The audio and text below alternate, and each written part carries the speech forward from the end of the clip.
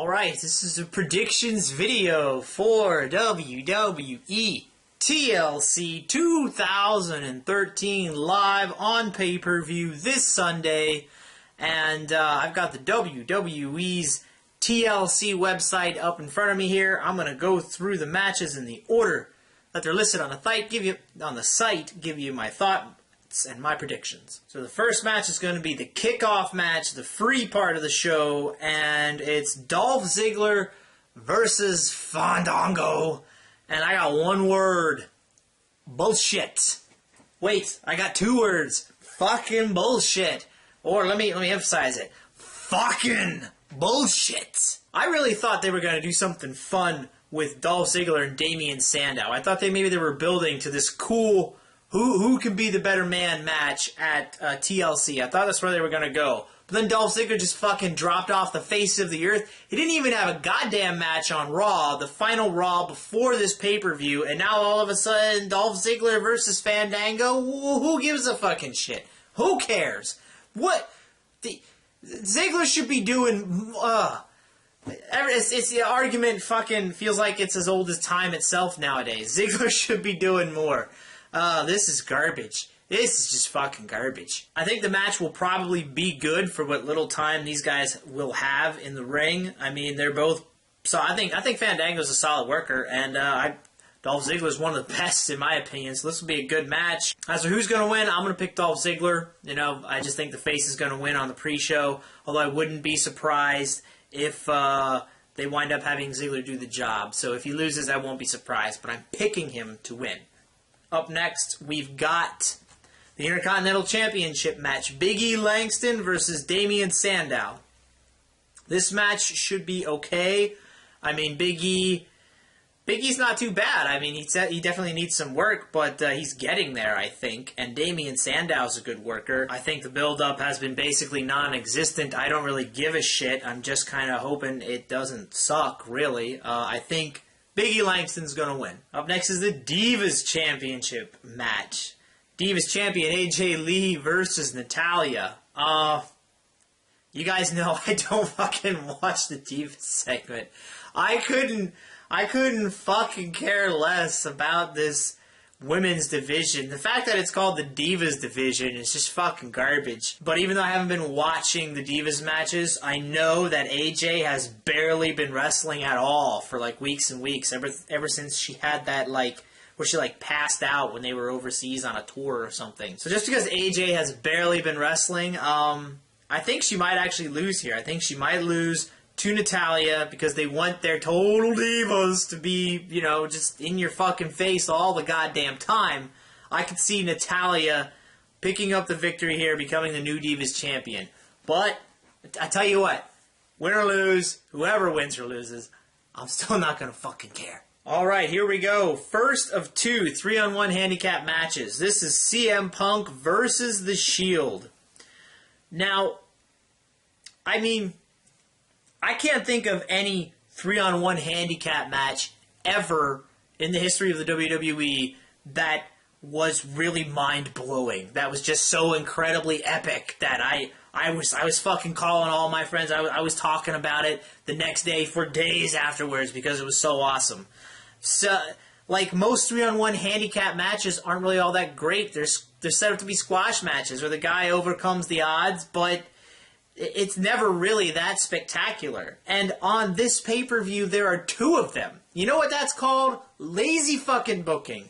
To put two 3-on-1 handicap matches on one pay-per-view. Not a Raw, but a fucking pay-per-view. You gotta pay for this. It's the same fucking match twice on the same show. That is... These guys are so fucking lazy and uncreative. It is terrible how boring they are. Of course, you know, by they I'm talking about the supposedly creative team. I think CM Punk versus the three members of the Shield, they're going to do what they can, but in this type of format, this kind of setup, you know, they're all great workers, so the match is probably going to be alright, but it's not going to be anything spectacular or mind-blowing, considering how much talent they got in there. I don't think it's going to be a great match. I think it's going to be a good match. And I think Punk is going to win because the Shield You know, they're starting their infighting now. The Shield is going to cost themselves the match, in my opinion, and Punk will pick up the victory. So let's move on to the other 3-on-1 handicap match. Daniel Bryan versus the Wyatts.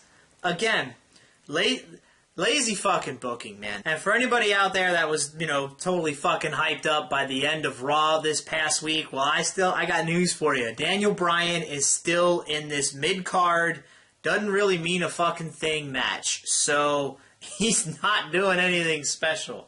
And I think probably out of the two handicap matches, this is probably going to be the weakest of the two.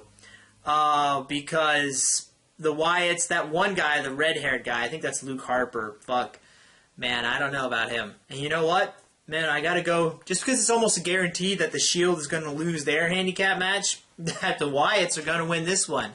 So after that gigantic fucking Raw that just had Daniel Bryan all over it, he's going to come out and lose this fucking match on Sunday. And that's kind of fucking shitty.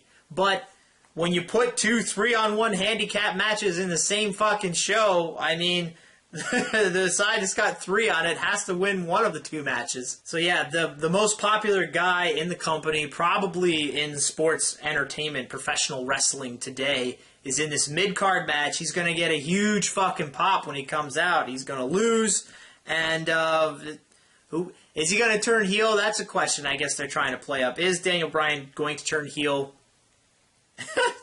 They might. Triple H might have been on the fence maybe after this Raw where the fans shoved it up his fucking ass. He might just turn around and say, well, now, goddammit, we're going to turn him heel. All right, and here we are, the main event of the night.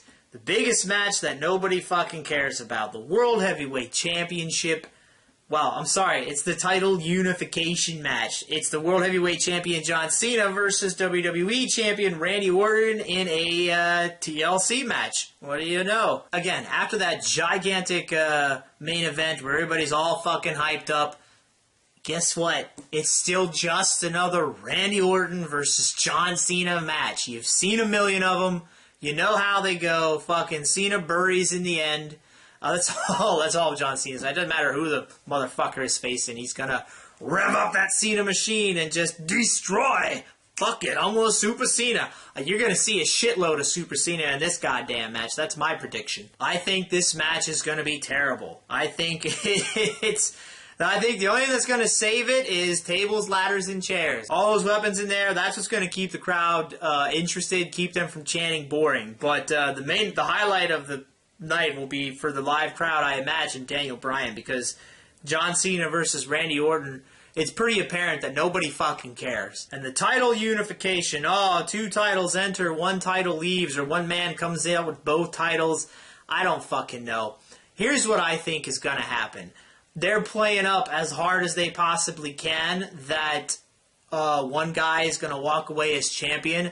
I feel like they're doing that so hard to draw attention away from the most obvious fact, which is both guys are going to leave with a fucking title. I still believe, I believe this as soon as they made the fucking announcement, and I still do, that by the end of this pay-per-view, you're going to see John Cena with the WWE title, and you're going to see Randy Orton with the World Heavyweight Championship. That's my prediction. That's how it's going to go. That's going to be the end of the fucking match. I could see Triple H coming out, causing some interference, even fucking Stephanie. Hell, even Kane could get involved. It could be one gigantic clusterfuck. But by the end, you're going to see those titles change hands, and there's still going to be 2 fucking titles. That's my prediction. I don't give a shit what the WWE tries to lead me to believe otherwise. And that's it, man. That's it. That's all the matches there are. 1, 2, 3, 4, 5, 6. 6 including the free show. 5 matches you're actually paying for. You know what that means.